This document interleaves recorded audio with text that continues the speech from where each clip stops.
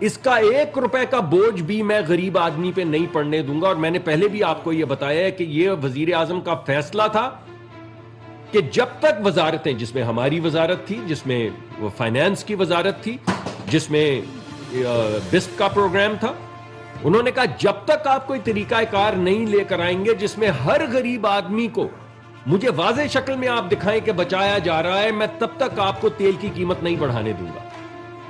ہم نے 3 مختلف لائحہ عمل وزیر اعظم کے سامنے پیش کی. انہوں نے ہر مرتبہ ان میں ہمیں دکھایا کہ کیسے غریب آدمی سلپ ہو رہا ہے اس میں،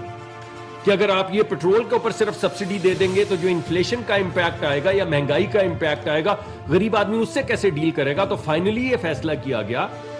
کہ غریب آدمی کو، اور غریب آدمی کی ڈیفینیشن ہے وہ شخص جو 35-40 ہزار روپے تک کما رہا ہے، جو کہ بسپ کے ڈیٹا کے مطابق 6 میں سے 4 خاندان پاکستان میں یہ ملک کی بربادی کر کے گئے ہیں، ملک میں غربت پھیلا کر گئے ہیں، کہ 6 میں سے 4 خاندان جو ہیں اس وقت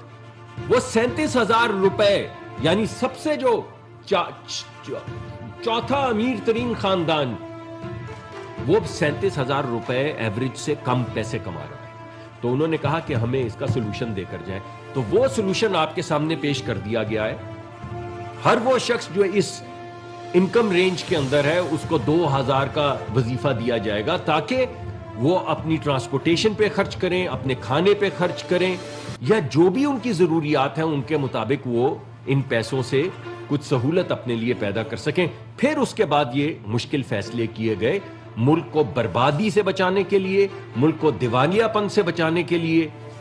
اور ایک ایسی سٹیبلٹی کریٹ کرنے کے لیے جس کے بعد اب آہستہ آہستہ انشاءاللہ آپ دیکھیں گے کچھ مہینوں کے اندر، میں کچھ بہت لمبی بات نہیں کر رہا ہوں، انشاءاللہ کچھ مہینوں کے اندر آپ کو پہلے سٹیبلٹی نظر آئے گی، کچھ تکلیف نظر آئے گی. وہ تکلیف کسی حد تک تو وفاقی حکومت نے برداشت کی ہے. میرے خیال ہے 250 ارب کی تو ڈائریکٹ ہم سبسڈی دے چکے ہیں ابھی تک اس مد میں. کچھ تکلیف جو ہے وہ صاحب ثروت جن کو اللہ نے کچھ تھوڑا بہت نوازا ہے، کچھ ان کو تکلیف برداشت کرنی پڑے گی.